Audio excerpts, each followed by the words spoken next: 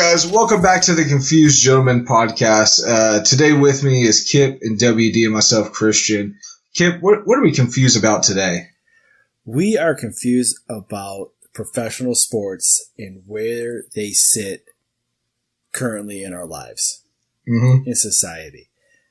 I think it's no secret there's growing trends for all sports, whether it be positive or negative, but the four major sports, basketball, hockey, football, and baseball. Soccer. I said four major sports. There are some there are some troubling things going on in their businesses and in their lives that I think are making them in trouble. That's interesting. Why do you think that? Well, there's multiple reasons. The low-hanging fruit is to talk about the political aspect, which we've already discussed off mic. We're going to let that be for right now. Yeah. I just see this trend growing, and there's this bigger disconnect of fan and said sport team, or fan and athletes. And I think this growing differential is putting these sports in trouble of getting to a point of no return in their viewership and in their marketing and in their business models. I just think they're in trouble, or if they don't fix things, and there's multiple reasons for it. Well, to, I guess, combat that or argue that, I've been thinking about this, and I mean, my whole thing is the young generation. I'm speaking about MLB specifically, but this is in all sports. But the young generation right now, they're not playing by the rules, and I'm doing quotation marks here, unwritten rules, and that's in baseball, basketball, football. Yeah, they're more explosive. They're doing things that are not traditional, and I think that's going to start driving kids today or millennials who are looking for something different. I think that's going to drive them to that sport. That's what it should happen. You said the younger generation of professional ball players, and if anyone, we're talking about Trout, we're talking about Tatis, Vlad Guerrero, we're talking about Bryce Harper, some of these guys that are, lower 20s, sub 25, they do have the explosiveness that people desire in sports. But when you're talking baseball specifically, their average viewer is 53 years old, 55 years old. And that's where that disconnect. If your average viewer is 55, and now you're watching a bunch of these 25-year-olds in terms of breaking the unwritten rules and stuff, that's just a growing problem. And MLB refuses to see it. They don't want to. They don't want to let the players do what they want and expand into their market. They want to preserve their elite group that they have, their hierarchy that they have, and it's not doing them wonders. Well, I mean, you could if you don't want to look at it that way, you could look at it from the gambling aspect of it as well. That's going to draw a younger crowd because there's another great, podcast, Barstool Sports, for instance, Dave Portnoy. I mean, El Presidente. Mm-hmm. He is all about the gambling right now, and that is a huge. That's what's keeping these sports alive. That's what's keeping right. And so, but as more states are allowing gambling to happen, that hasn't happened ever in certain states.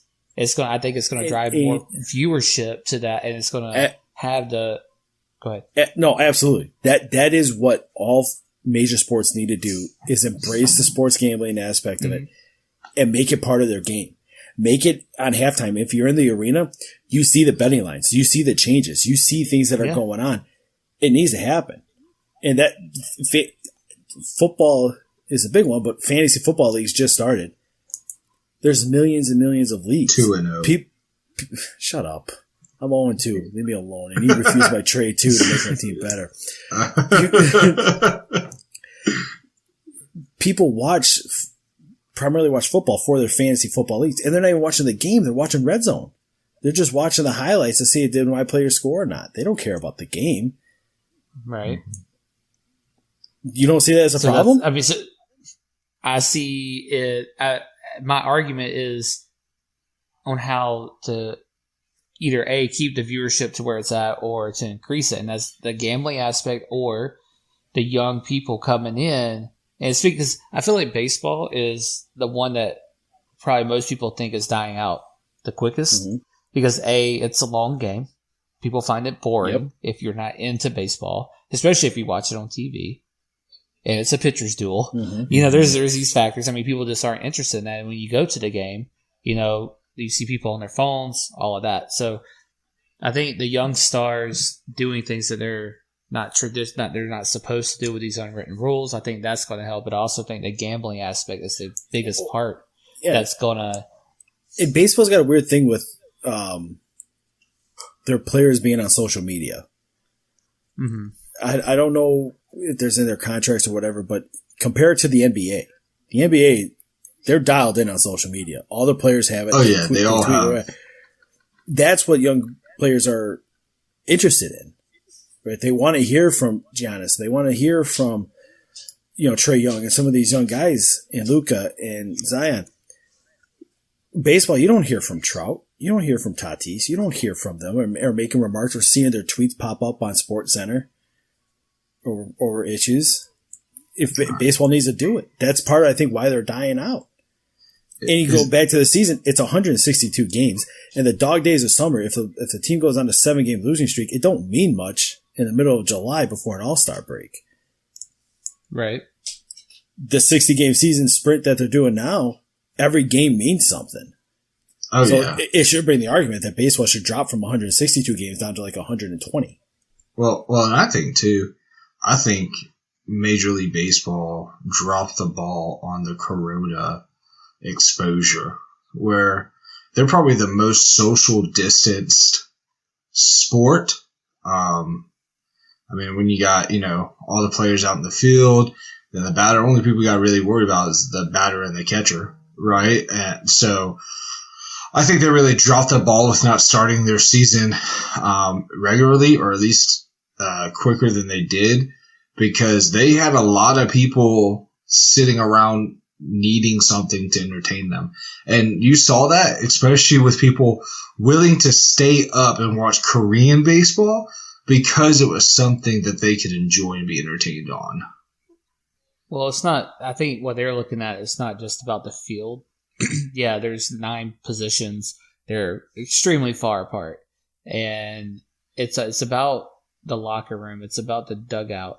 Mm-hmm. You have roster minimums, roster maximums that you have to keep, and you can't social distance people that well when you have a 26-man roster, which I think they increased it to 28 this year, just for COVID. But you can't social distance. I mean, they have a rule where you're not supposed to spit, or you're not supposed to do sunflower seeds, things like that.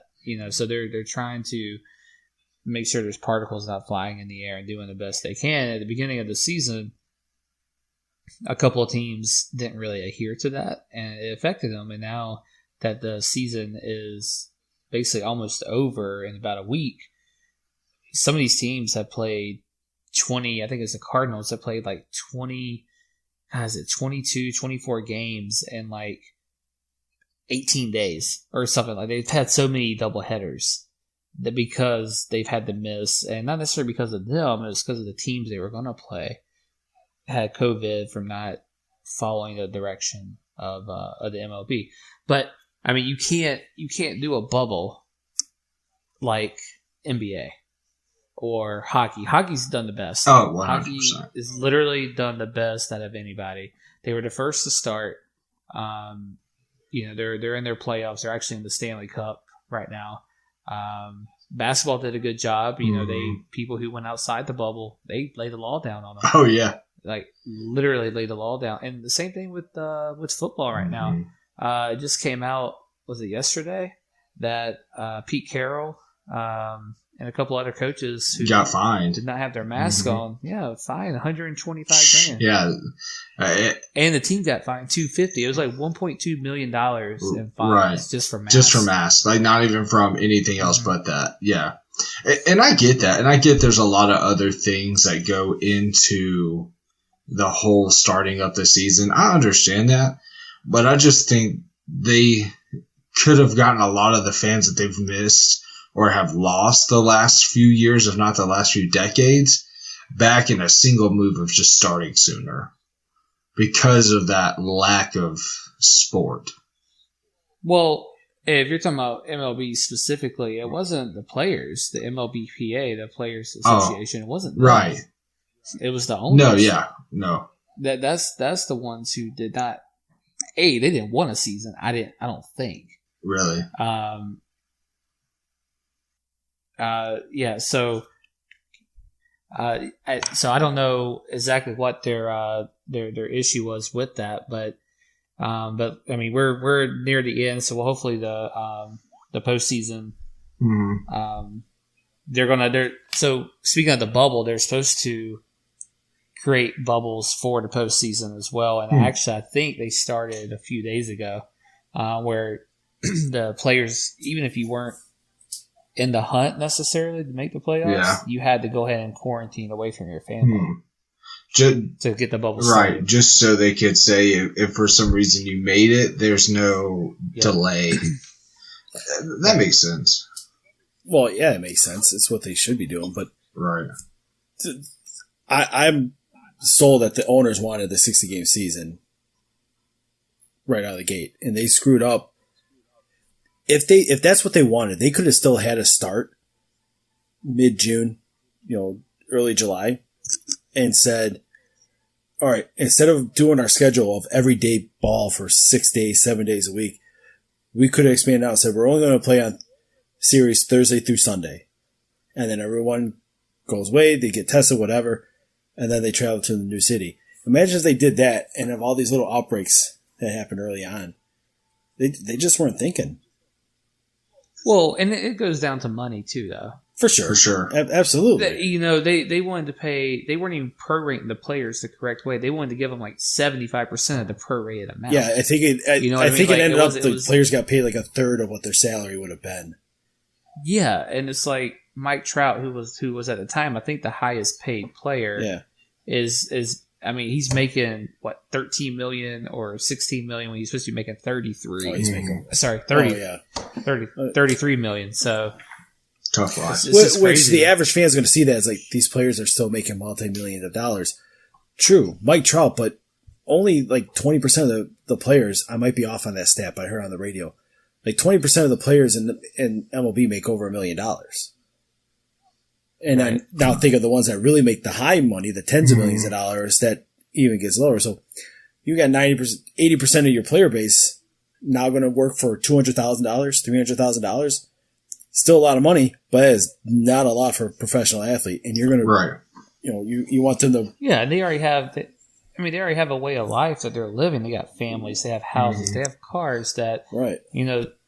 Yeah, I think it was more about the money than anything. But. I saw this too. It happened after last week in football. They put a list of what teams were losing the most money per game by not having fans there.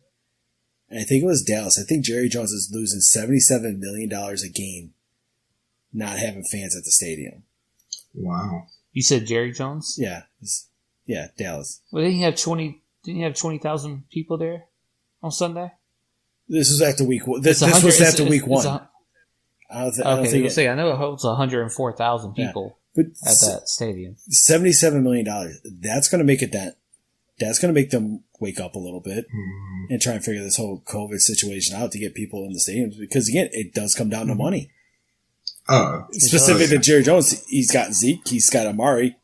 Dak is just looking to get paid after he sees what Mahomes signed for. And who's the other guy that signed over the offseason for stupid money? Deshaun. Didn't Tannehill get paid too? I mean, Dak's just... He did, actually. Yeah, Dak's just sitting there. He's about to get paid. He goes, you want to salary cap me? Go ahead. Not salary cap. Franchise tag me. Go right ahead, because My payday's coming. Well, my problem with him, it will. Going off a little tangent, I don't think he's as productive as Patrick Mahomes or Deshaun Watson. Patrick Mahomes signed a $500 million contract. Yeah. Nobody does that. No. He's a magician with the football. 10-year, $500 million? Yeah. This could be another reason why sports are going down. You see a contract like that, $500 million in football, never happens. That's a baseball never contract. happens. I mean, what do you mean? Are you saying that is a negative for the viewership, for the interest in the sport? It might dissuade some people in terms of that typical response. These guys, grown men playing a game, getting paid millions of dollars, playing a kid's game. I hate that argument. It's a dumb argument. Yeah. Well, I think that's people who didn't make it, who are sour. Probably, yeah. You know what I mean? Yeah. Like, not necessarily that, maybe they got an injury or something. They just feel a certain type of way about it, but you can't knock the guy. He negotiated his contract. No way. With his agent. Get paid, people Mahomes. Get paid, dude. Yeah, Get I that completely money. agree. Right. But, there is arguments like, why can't the doctors and the police officers and the frontline workers, why can't they? Because they're not a private company. That's true. And you negotiate your contract. Right. You negotiate a $500 million contract and extend it for a promotion. I'll do it. Say less. Go ahead. Yeah. Take it up there. You'll be making more than the CEO. So, I mean, I think that me and you I don't think we see eye to eye on this in general, but I think the gambling aspect of it is what's going to keep it where it's at or increase it. And if the states and or the leagues implement something within the game while you're there, especially if you're at the stadium, something to draw fans to the stadium to go. I think that's going to be a big I'll tell you what NFL should do. FanDuel, right? I mean, they're sitting there, it's gambling, right? They can't, you can't, any of these major sports cannot partner with any of those guys.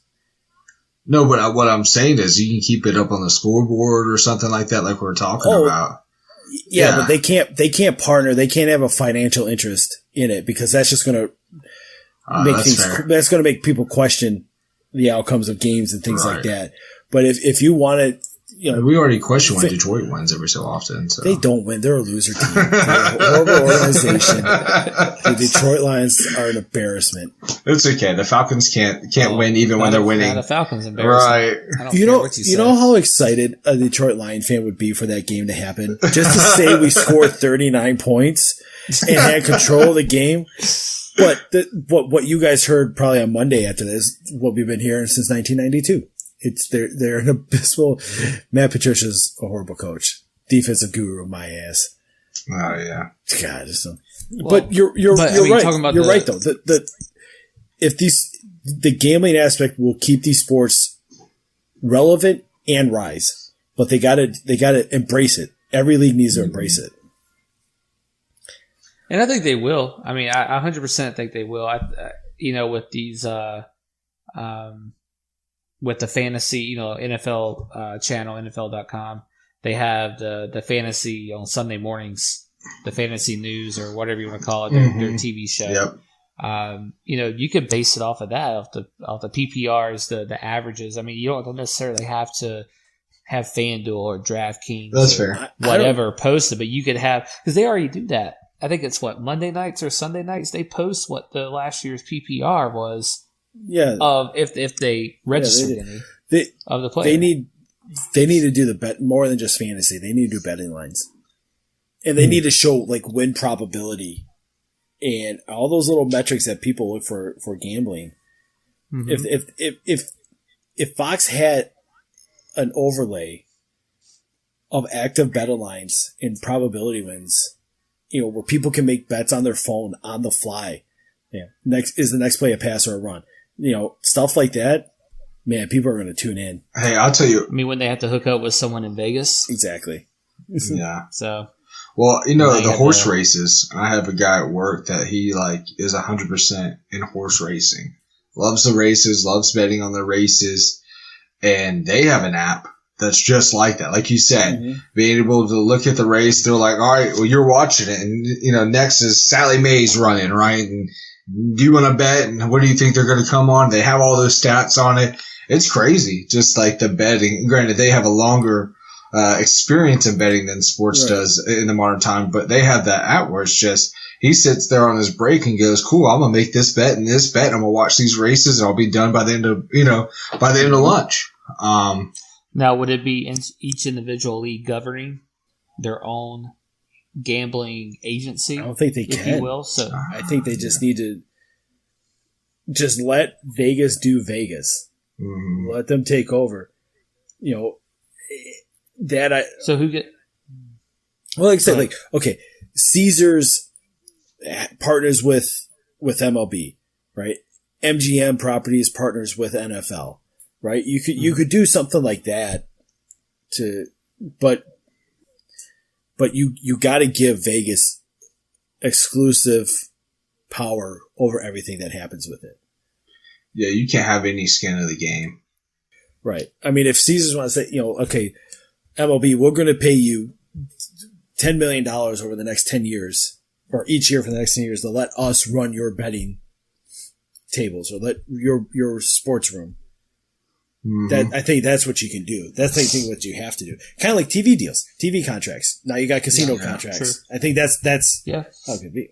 I think that's fair. And going to the other point, just kind of segueing, we talked about gambling, but also what WD was talking about was, younger athletes coming in, right? We got Mahomes, we have Lamar, we have all these different athletes in the NFL, all these different athletes in the MLB.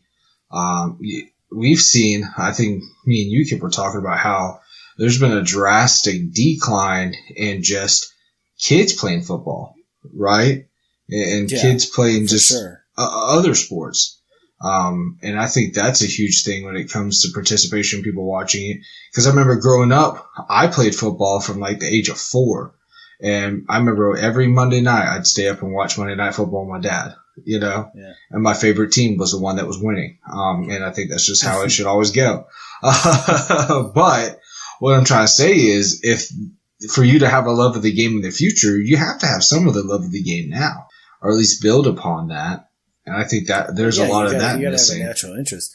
But that interest, why people aren't doing sports, is because these kids are venturing to different avenues, and you can't ignore the injury aspect with concussions and closed head injuries, specific to football. See, to me, I think football would die out before anyone. If it's going to die out, it is going to come from parents making the decisions for the kids not to play. And what's going to happen is okay, there's going to be no tackle football until high school level, and that will extend into no tackle. But even the long-term effects of CTE, right? And I mean, from the NFL and all that, I mean, we've had people commit suicide, to murder their own family members, things like that. For sure. Once they have more studies come out, I don't know, man. I really think, to me, I think football is on the lowest. That's probably the biggest red flag for football would be the closed head injury. Mm-hmm. I think that's for football. Baseball, I think, is just the boring aspect of it, and the season's too long.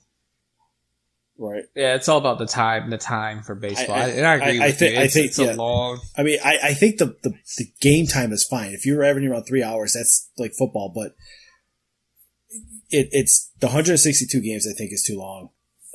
Just meaningless games. I mean, when football's 16 weeks, 17 weeks, each game means something. Baseball is not the same way. So I think that's the problem with baseball. Hockey's, I think, already died out to a point where now you just have that little hockey niche of people that follow the sport. Mm-hmm. And the only people, and then the casual fans come in when their team's in the playoffs. Right. Okay. Vegas had no hockey until 2 years ago when the Knights show, and then they went to the Stanley Cup. That city, they filled the stadium, and there's probably very little hockey fans prior to that year. Oh, no. I tell you what, there's a lot of Nashville Predator fans up in Atlanta from the people who loved the Thrashers back in the day. Yeah, yeah. You mean they're not Winnipeg Jet fans? No, nobody's a Winnipeg Jet fan. and basketball, I think basketball's issue, primarily stems from the political and the foreign I do. I think basketball is that on the, because they're you hit the nail on the head with that. Because basketball's great with social media, with fan interaction, the competitiveness of the sport. They probably have a problem with super team buildups, but there's some people that like it. But I think their major drawback is the political and the foreign influence, and I think that's their biggest stain that they have right now over the other sports. And I think with super teams, if you allow everybody to do it, at some point that has to be fair. It's not my fault you can't afford an athlete. Well, and that could make an argument against why people lose interest. You go back to the 90 Bulls with Jordan. Jordan was on the Bulls the entire time. I mean, his time with the White Sox and Washington, but we don't have these players that come up in the system that get drafted that stick for longevity anymore. Like the 84 Tigers were a champion around here. They were the same team for 5, 6, 7 years. And I think you start, the casual fan starts enjoying seeing the same team, and that's our team. That's our team. You're not just picking and choosing certain players. Well, and everything comes down to money. Yeah. That's why you build these super teams, is you're going to draw more fans to the stadium to make more money for the teams. That's going to, in turn, players who want more money, the best players, are going to want to come to that. Right, like with Mahomes with the Chiefs. He's going to be there 10 years. People are going to love him. Just like Brett Favre in Green Bay. Peyton and Indy. And that's who he's going to be, especially with that 10-year contract now. That's who he's going to be. Our kids are going to know Patrick Mahomes in Kansas City. You know what I mean? And then that's just what they're going to know. I think we're missing the biggest and best sport in America, and that's soccer. Go on. All right, let's let you have your 5 minutes of fame. Yes. So the MLS is. It's about my interest level in the soccer. Oh my gosh. Oh, go ahead. Sorry. No, it's okay. You're a sinner. It's not a big deal. No, but Don't worry, God forgives you anyway. I don't know. Soccer, we'll talk about that. For you new listeners, go back a few episodes of religion. You understand the reference. Exactly. So, but anyways, MLS is coming up on this 2021 season's its 25th season, and that's a big deal. And you're seeing a huge growth in soccer interest and participation in America the last decade. And I think that's huge. I was a head soccer coach from all the way to little kids to high school. I see a lot of value in it. And I will tell you, I grew up in a football family. My kids will play soccer before they'll ever play football. Well, most kids play soccer before football. They're running around at 4 years old. Touche.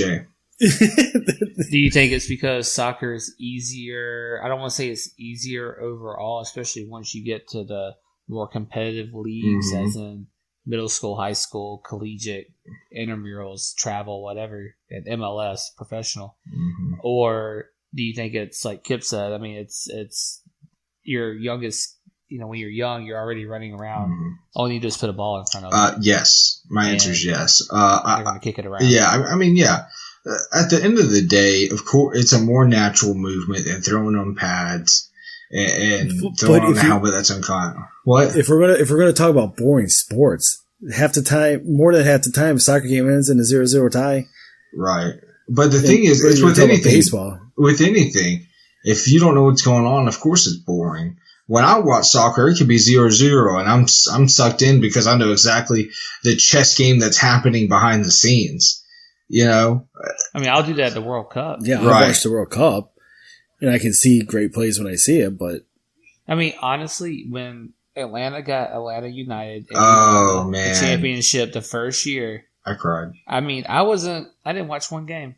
I wasn't excited. I'm dead serious. Christian's face right now is like, yeah. I mean, your mind is absolutely blown. But what? I like soccer. I played it all throughout.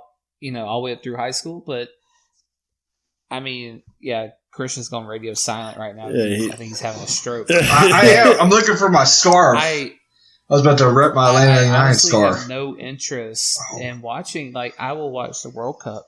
Mm-hmm. I will watch Olympics, things like that. When I guess I'm that casual fan that only wants to see my team if they're in the playoffs, right? Type thing. Which, I mean, every sport has. To me, that's where soccer's at right now, and maybe I am in the minority on that, which I may be.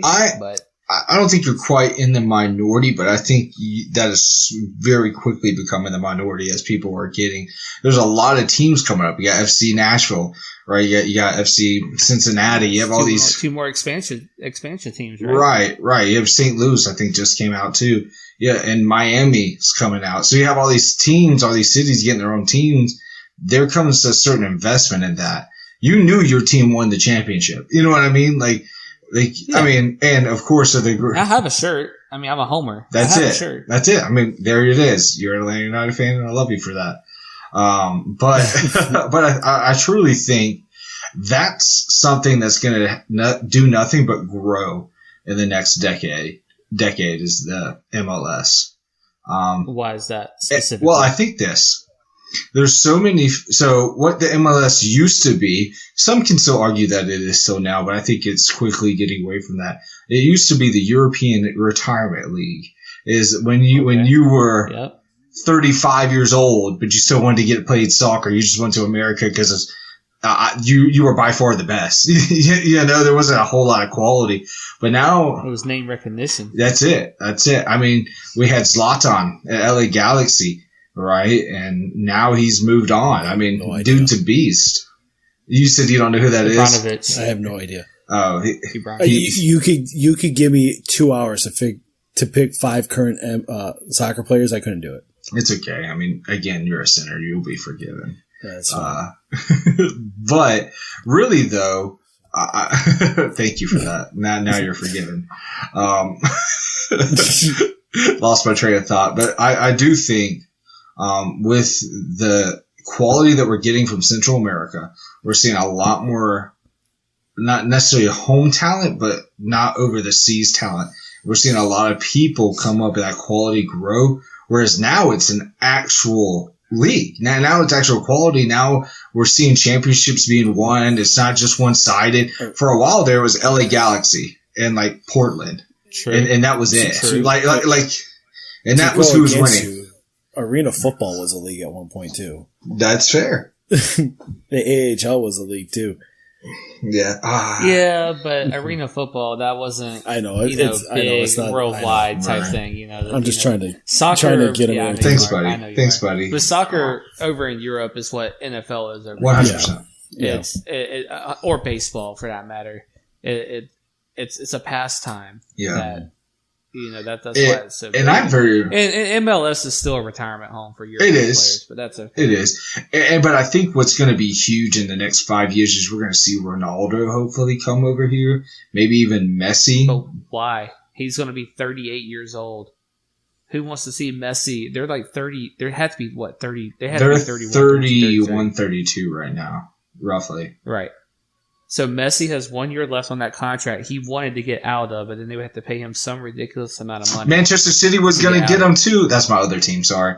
And I was really excited, but we didn't. But even if Ronaldo and Messi came over here, I mean, yeah, you're gonna get a lot of interest because oh my god, it's literally the two best players in the world right now. And maybe you would have interest for the first month of the season. But, yeah, I don't know. I never played soccer as a kid. That could probably be part of my reason. I mean, neither did I. I'm definitely World Cup. I would watch. Even if it wasn't. I wasn't just watching the U.S. I would watch it in general. But oh yeah, I definitely see soccer gaining speed. I know Detroit's got I think it's called the Detroit Football Club or something. DFC. Yeah, the DFC. Yeah, they're actually semi big here. I mean. But I don't know. I don't know what it would replace of. I see it kind of reaching the level of hockey, and that's about it. Do you? I don't see it overtaking the big three. I don't see it replacing the big three, but I do see it getting really close to become the big four. Because I think popularity is spiking. I think there's a lot of people who are more interested now than they were 20 years ago. And I think that interest Yeah, is that's Well, only that's a going to grow. year-round sport too. Yes. Which is Hockey's not a year-round sport. right. And it's not. You can play- Hockey's not a southern sport either. Yeah. It's primarily I mean, Canada, that's true. Canada Yeah. and the northern states. Yeah, that's true. I mean, it's a cold weather sport. Right. Yeah. Yes. So Pond hockey, and guys. soccer. Pond Right, there you go. hockey. And in soccer, you can play in any weather. I mean, as long as Yeah. obviously it's not lightning, but you can do it indoor, outdoor, whatever. Mhm. I just think I'm just a real huge advocate for soccer, being a coach and everything. And I really think there's a lot of good things that come out of it. And my little plug is you should let your kid go play. Even if you don't like it, you should do it. There's a lot of good things that come out of it. And we're going to see. That's with any sport. No, soccer's better just because I said so and I have an opinion. At that any youth sport is all about building teamwork and how to work as a team and refining motor Yeah. skills. Yeah. I personally think soccer's Try a better. I think I think it's better. I mean, it's a lot of mental capacity. There's a lot of thinking, and you're already running around anyways. It's a very easy sport to transition to from the field, and you can do it at home. Yeah, It's one of the cheapest. Hitting, It's one of hitting the. a round object with a round object is a lot harder. Just Yeah. saying. Yeah, baseball's a lot more Baseball. challenging. So If I could play But the baseball, youth I teams, could play the baseball. youth players don't want to be stuck out in right field. They want to play in the infield. I tell you what. Now I had a football player.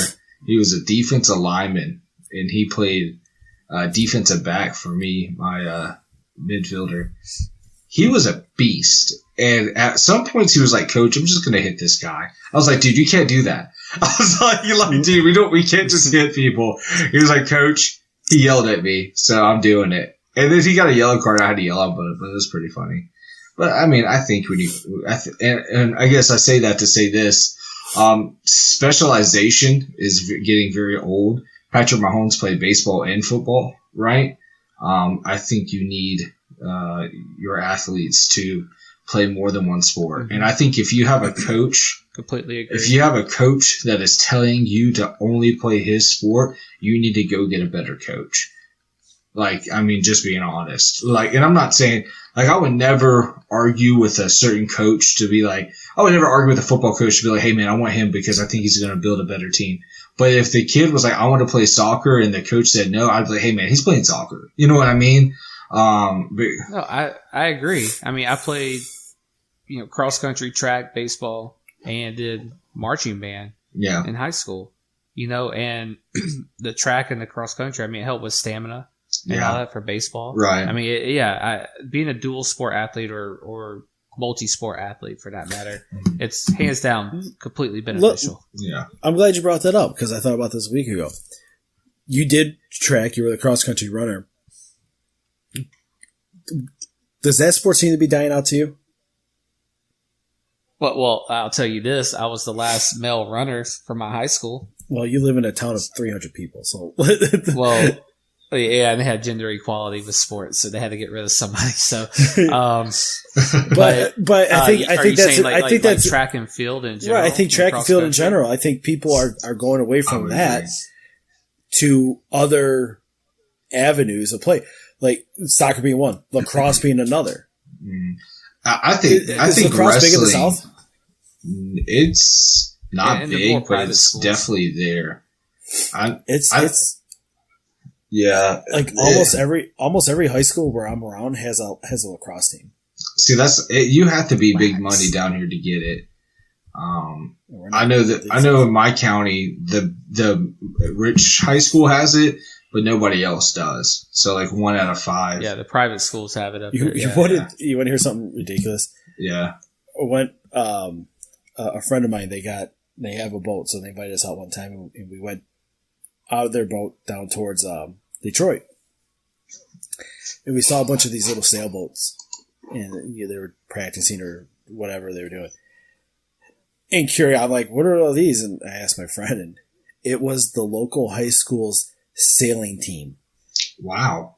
Yeah, they had a sailing team. I go, we are not in the poor part of the town, are we? No.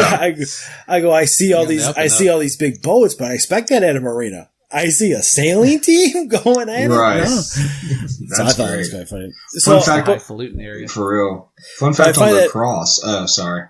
I just find it interesting with the track and field. What would cause somebody to leave track and field for a different sport? And I do wonder that with like To me, track and field and cross country was the secondary sport. It was because all they had to do was run. Like, to me, that was just like, well, I'm already doing that for baseball specifically. Why can't I just go ahead and I'm good at running? Why not just go ahead and be on the team and do something I enjoy and that I know I'm good at and do it, and then really focus on baseball, which, I was trying to hone my skills better at. So, See, I did the field aspect. You can never see me run that track. As you can see at the Savage race, which we can talk about later. But I did the shot put and discus. And the reason why I did, definitely a secondary sport, right? To my football that I played. But the main reason I did track was my dad was the head track coach and I had to wait after school for him for an hour. So I thought I might as well just throw stuff while I was waiting.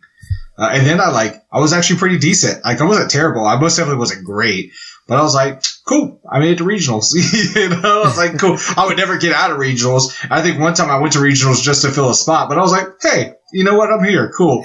Yep. I was there to get points as well. Yeah. Christian.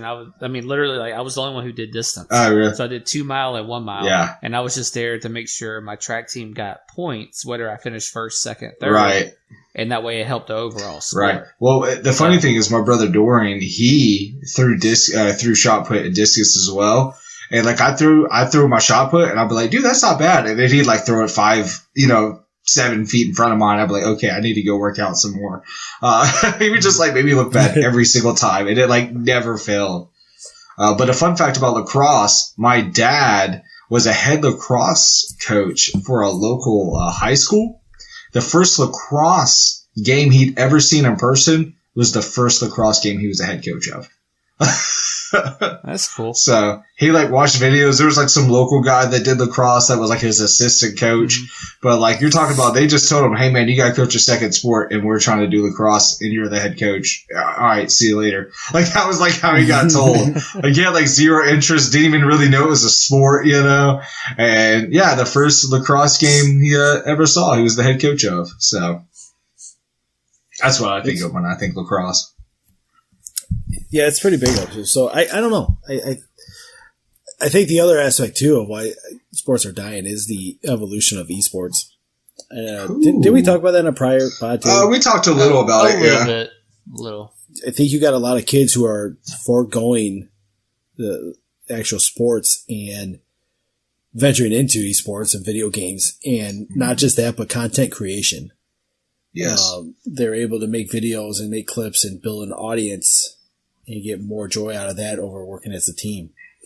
It just might. Well, I think you've always had a lot of interest in that. I just don't think the technology and the opportunity was there. But now, with the day and age we're at now, these kids that you could say we get picked on by the jocks at school, they have a way where it's like, hey, we're jocks, and I'm doing quotations here. We're jocks because we're doing esports. Mm-hmm. We're successful in that. We have our own community at the school where people are like, hey man, they're good guys. We're not going to get picked on, things like that. So, and I think you're right, Dubs. I think there's always been that community around it, but the technology and I guess the audience hasn't always been there for it. Right. Because I most definitely, I tell you what, if my school had an esports team, your boy would have been in there. That's what I would have been doing. No hesitation. Yeah. Yeah, I don't know. I'm very curious to see where sports will be in the next 5-10 years and what does evolve from it. Just to wrap up, if you had to say what sports league would you think would be the first one to go in our lifetime? Of the 4 major? Yeah.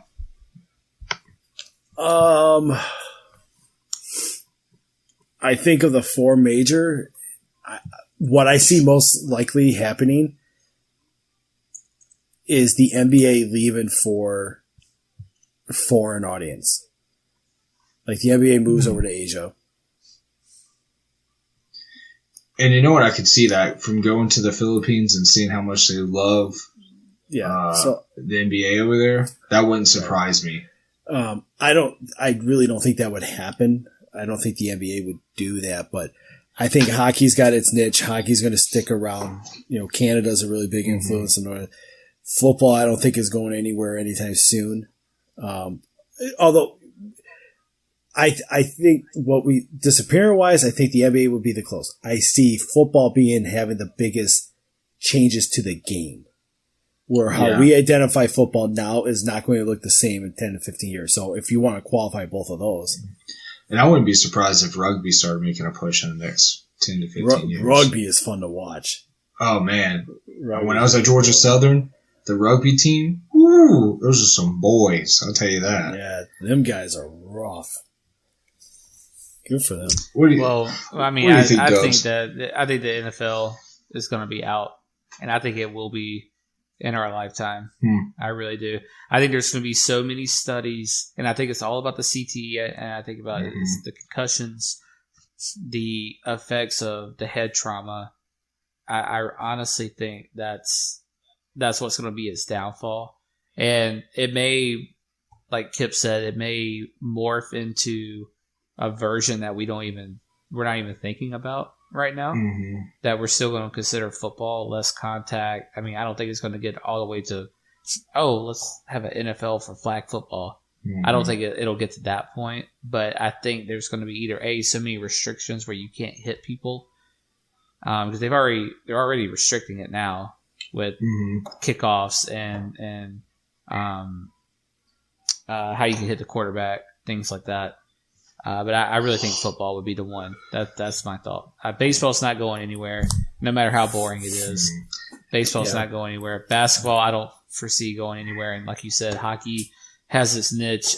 And football is the most violent of all four. If anything, maybe not so much of a disappearance, but I think an emergence of other sports.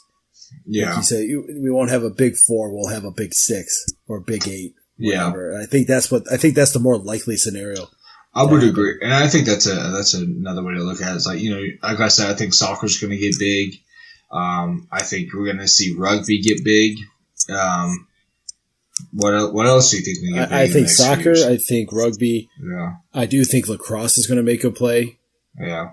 I actually think combat sport. I think UFC. Well, UFC MMA, UFC. That's going to keep increasing. I really do. Yeah. I mean, I know I say, football's super violent, but I mean, I think combat sport's a little different because those are some trained guys in there. I'm not saying that football aren't trained guys, but they're trained to take some hits that football guys. Well, I think that's the difference. Football has accidental hits. MMA, you're supposed to punch that guy. You're not supposed to punch a football player. So right, exactly. Well, that's a good call in the MMA for sure. Yeah, for sure. And, I've done jiu-jitsu a few times by this has come out. A few times Monday. I did it Monday, but by the time we post this, it may be twice. So, yeah, I could be on there. Go ahead. I hope you get that purple belt. No, the dude that was a purple belt took like 7 years. I don't know if I'll get that quite yet. Yeah. Well, yeah.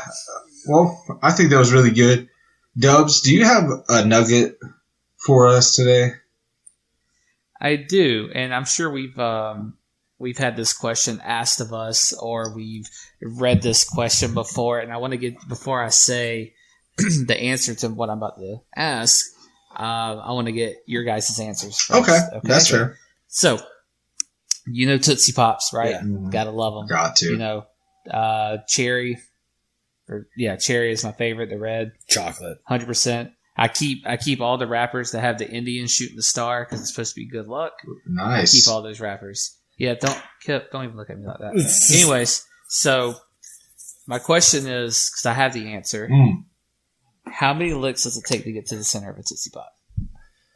172. Okay. I want to be real smart. I can be like 3, but it's not that. Let's say 275. 172 and 275, correct? Yeah. Okay, so Purdue, Purdue University. they actually create a licking machine to get this answer scientifically, I guess. The answer is 364. Oh, you priced this right. Good job. That's it. Yeah. So, which I find interesting because how do you determine a lick? That's fair. It's got to be the average of number of the average amount of saliva that a tongue or mouth produces per lick. Okay, so how? Yeah, I mean, how? But now you got to go into the pressure of the lick. Yeah, exactly. Right, because it isn't like a tiger lick on a bone, like or is it a little? Right, exactly. You know, yeah. So Purdue had to have had like 100 volunteers and just say, "Lick this." We're going to average it all together. We're going to add the pressure test it and all that other stuff. Right. Yeah, I thought that was pretty interesting because that's a kind of a time old question. That's fair. How many licks does it take? That's nice. Right. That's a little Jeopardy question for you, right?